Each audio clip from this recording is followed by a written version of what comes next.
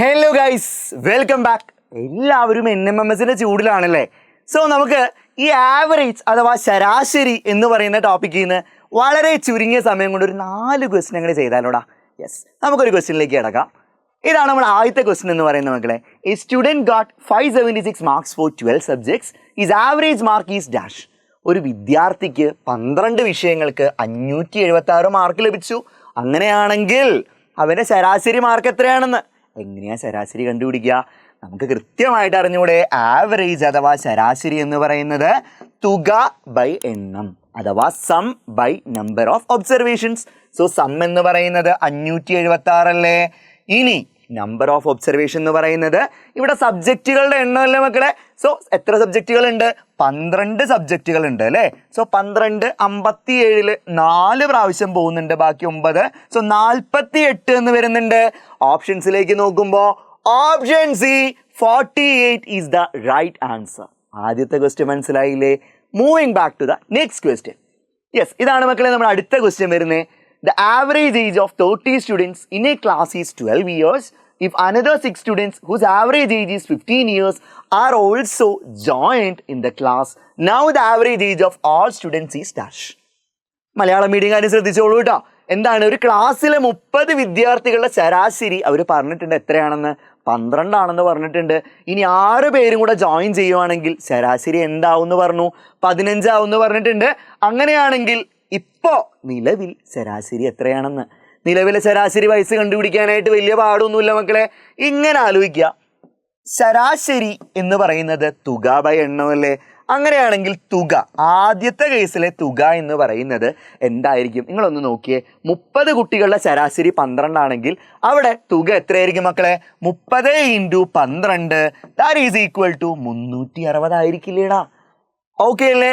ഇനി രണ്ടാമത്തെ കേസിലെ സമ്മ് അഥവാ തുക എന്ന് പറയുന്നത് എങ്ങനെയായിരിക്കും കാൽക്കുലേറ്റ് ചെയ്യുന്നത്? അനദർ 6 സ്റ്റുഡൻസ് എന്ന് പറഞ്ഞിട്ടുണ്ട്. സോ 6 സ്റ്റുഡൻസിന്റെ ആവറേജ് 15 ആണ്. So 15 × 6 that is equal to 90. ഇവിടെ വളരെ സിമ്പിൾ ആയിട്ടുള്ള ടെക്നിക്കാണ് യൂസ് ചെയ്ത്. നമ്മൾ യൂസ് ചെയ്യുന്നത് average equal to sum by number of observation അല്ലേ. So sum equal to average into number of observation അഥവാ ശരാശരീനെ എന്ത് വെച്ച്? എണ്ണം വെച്ച് ഗുണിക്കുമ്പോൾ തുക കിട്ടുന്നുണ്ട്. ഓക്കെ അല്ലേടാ? ഇത് ചെയ്യുമ്പോൾ നമുക്ക് എന്ത് കിട്ടി? രണ്ടിൻ്റെയും സെപ്പറേറ്റ് തുക കിട്ടിയിട്ടുണ്ട്. ഓക്കെ ആണ്. ഇനി now the average age is dash. ഇതല്ലേ ചോദ്യം. നമുക്ക് കണ്ടുപിടിക്കാം. ഇപ്പോഴത്തെ ആവറേജ് എന്ന് പറയുന്നത്, ആവറേജിന് വേറെ ഫോർമുല ഒന്നുമില്ല. ഏതാണ് ഫോർമുല? തുക വേണം അല്ലേ. തുക നമ്മൾ ഓൾറെഡി കണ്ടുപിടിച്ചിട്ടുണ്ടല്ലോ. 360, 360ഉം 90ഉം. ഈ 360ഉം 90ഉം കൂടെ ഒന്ന് കൂട്ടുക. അതിനെ എന്ത് വെച്ച് നമ്മൾ ഹരിക്കുകയാണ്? ഈ പറയുന്ന 30ഉം 6ഉം അഥവാ 36. 36 മൊത്തം എന്ന് പറയുന്നത് അല്ലേ. മൊത്തം ആകെയുള്ള എണ്ണം എന്ന് പറയുന്നത് സ്റ്റുഡൻസിന്റെ 30ഉം 6ഉം അല്ലേ. സംശയമില്ലല്ലോ. അതായത് 450നെ 36 വെച്ച് ഹരിക്കണം. ഡിവൈഡ് ചെയ്തോ മക്കളെ. 450 × 36, 36 × 1 36 വന്നിട്ടുണ്ട്. ബാക്കി 9 0. 36 × 2 72 കിട്ടിയിട്ടുണ്ട് മക്കളെ. 18.20 ഇട്ടു. 36 × 5 180. ശിഷ്ടം 0 കിട്ടിയില്ലേടാ. എന്ത് കിട്ടി? 12.5. ഇതിനോട് സാദൃശ്യമുള്ള ഏതെങ്കിലും ആൻസർ അങ്ങോട്ട് ഉണ്ടോ നമ്മുടെ ഓപ്ഷനിൽ? Yes. Okay, option A is the right answer. 12.5 അതന്നെയല്ലേ നമ്മുടെ ആൻസർ കിട്ടിയത്. സെറ്റാണല്ലോ. അങ്ങനെയാണെങ്കിൽ അടുത്ത ചോദ്യം എന്നാ പിടിച്ചോ മക്കളെ. Yes, out of 50 students in A class, average height of 30 students is 160 centimeter and average height of remaining is 165 centimeter. ഇനി what is average height of the students in the class എന്ന് ചോദിച്ചിട്ടുണ്ട്. ഇതും നമ്മൾ കഴിഞ്ഞ പ്രോബ്ലം പറഞ്ഞ ആ ഒരു technique തന്നെ യൂസ് ചെയ്യാം. എങ്ങനെയാണെന്നല്ലേ നോക്കാം നമുക്ക്. എന്താ അവർ പറഞ്ഞിരിക്കുന്നത്? ഒരു ക്ലാസ്സിൽ 50 വിദ്യാർത്ഥികളിൽ 30 വിദ്യാർത്ഥികളുടെ ആവറേജ് തന്നിട്ടുണ്ട്. ബാക്കിയുള്ളവരുടെ ആവറേജും പറഞ്ഞിട്ടുണ്ട്. അങ്ങനെയാണെങ്കിൽ ക്ലാസ്സിലെ വിദ്യാർത്ഥികളുടെ ശരാശരി ഉയരം എത്രയാണെന്ന് നമുക്ക് കണ്ടുപിടിക്കാം. നേരെ ഞാൻ എന്തിലേക്ക് പോവാണ് മക്കളെ? ആവറേജ് അഥവാ ശരാശരി കണ്ടുപിടിക്കാൻ പോവാണ് കേട്ടോ. എല്ലാവരും അങ്ങോട്ട് ശ്രദ്ധിക്കേ. എന്താ നമ്മൾ ചെയ്യേണ്ടത്? തുക ബൈ എണ്ണം. ഇത് നമ്മുടെ മനസ്സിലുണ്ട്. ഇതിന്റെ തുക കണ്ടുപിടിക്കണ്ടേ? 50 പേരിൽ 30 പേരുടെ ശരാശരി 160 അല്ലേ. അവരുടെ തുക എന്തായിരിക്കും? 30 × 30 × 160 ആയിരിക്കില്ലേ മക്കളെ? 30 × 160. അതേസമയം ബാക്കിയുള്ളവരുടെ ശരാശരി 165 എന്ന് പറഞ്ഞിട്ടുണ്ട്. ബാക്കി എത്ര പേരുണ്ട്? മൊത്തം 50 പേര്. അതിൽ 30 പേരെ ഞാനിപ്പോൾ എടുത്തിട്ടുണ്ട്. ബാക്കി 20 പേരുണ്ടാവില്ലടാ. യെസ്. സോ 20 × എന്ത് ചെയ്യണം? നമ്മള് 165 ചെയ്യണം. ഓൾ ഡിവൈഡഡ് ബൈ എന്തുകൊണ്ട് ഹരിക്കണം? എണ്ണം കൊണ്ട് ഹരിക്കണം. ഇവിടെ എണ്ണം എന്ന് പറഞ്ഞിട്ടുണ്ട്. എത്രയാ മക്കളെ എണ്ണം? 50 സ്റ്റുഡൻസ് ആണ് ഉള്ളത്. സോ എന്ത് ചെയ്യാണ്? 50 വെച്ച് ഡിവൈഡ് ചെയ്യാണ്. സോ എല്ലാവരും ശ്രദ്ധിച്ചോ. 30 × 160 4800. ഗുണിച്ചു നോക്കുക, കിട്ടും കേട്ടോ. 20 × 165 എന്ന് പറയുമ്പോൾ നമുക്ക് എന്ത് കിട്ടും? 3300 എന്ന് കിട്ടും കേട്ടോ. 165 × 2 എന്ന് പറയുന്നത് 330 ആണ്. ഒരു 0 ഇട്ട് കൊടുത്തു. Whole divided by 50. ഇനി 4800-ഉം 3300-ഉം കൂടെ അങ്ങോട്ട് കൂട്ടണം അല്ലേ? നമുക്ക് ഇവിടെ അങ്ങോട്ട് കൂട്ടി നോക്കിയാലോ. 4800-ഉം 3300-ഉം കൂടെ കൂട്ടി എത്രയാണോ? എന്നേക്കാ വേഗത്തിൽ അവിടെ ചെയ്ത് കഴിഞ്ഞിരിക്കുന്നുണ്ടാവും. എത്രയാണെന്ന് നോക്കാം. യെസ്, 4 × 5 8100 എന്നൊക്കെ കിട്ടുന്നുണ്ട്. സോ 8100-നെ എന്ത് വെച്ച് ഹരിക്കണം? നമ്മള് 50 വെച്ച് ഹരിക്കണം.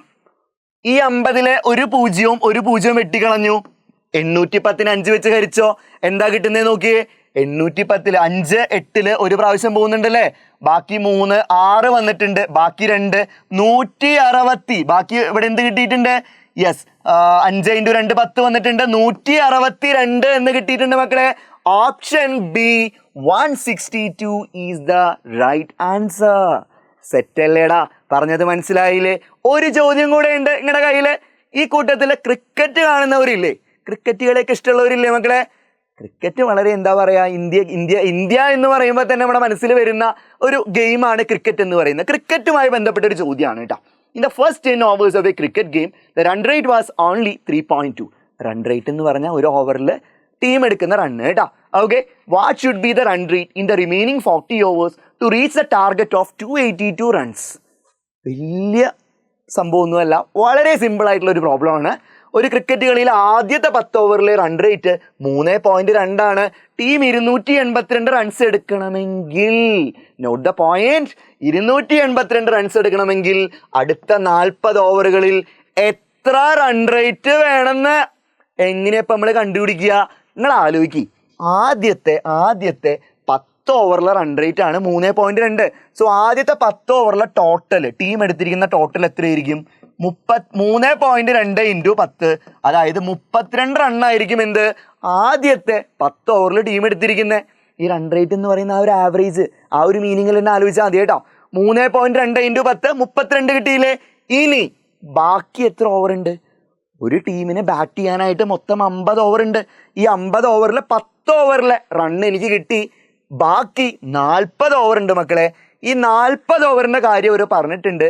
ടാർഗറ്റ് 282 എത്തിക്കണം. ഓൾറെഡി 32 എടുത്തു കഴിഞ്ഞു. ഇനി 282-ന്ന് ഞാൻ ഈ 32 അങ്ങോട്ട് കുറയ്ക്കുമ്പോൾ എനിക്ക് കിട്ടും എന്ത്? 250 എന്ന് കിട്ടും. സോ എനിക്ക് മനസ്സിലാക്കേണ്ടത് എന്താ മക്കളെ? ഈ 250 റണ്ണ് ഞാൻ എടുക്കാൻ പോകുന്നത് 40 ഓവറുകളിലാണ് അല്ലേടാ? ഓക്കെ, അങ്ങനെയാണെങ്കിൽ എന്നോട് ചോദിച്ചിട്ടുള്ളത് എന്താണ്? ഈ പറയുന്ന ടാർഗറ്റ് എടുക്കണമെങ്കിൽ റൺ റേറ്റ് എത്രയായിരിക്കണം എന്ന്. അത് ആവറേജ് തന്നെ. എന്താ ചെയ്യേണ്ടത്? ഈ 250-നെ ഈ 40 കൊണ്ട് ഡിവൈഡ് ചെയ്യണം. ആ 40 ഓവറിൽ 250 റൺ 250 റണ്ണാണ് എടുക്കേണ്ടതെന്നുള്ളത് സംശയമില്ലല്ലോ. 250-നെ 40 കൊണ്ട് ഡിവൈഡ് ചെയ്താൽ നമുക്ക് എന്ത് കിട്ടും? ഒരു ഓവറിൽ എത്ര റൺ വെച്ചെന്ന് കിട്ടില്ലേ? സോ 4-ലെ 0, ഈ 0 വെട്ടിക്കളഞ്ഞില്ലേ? 25/4. 25/4 എത്രയാണെന്ന് നോക്കിയേ. നമുക്ക് ഇങ്ങനെ കിട്ടില്ലേ? 4. യെസ്, എല്ലാവരും ശ്രദ്ധിക്കുക. 4 × 6 അല്ലേ? 24 വരുന്നുണ്ട്. പോയിന്റ് നിങ്ങൾ ഡിവൈഡ് ചെയ്ത് നോക്കുക കേട്ടോ. 6.2 പിന്നെ 20 5.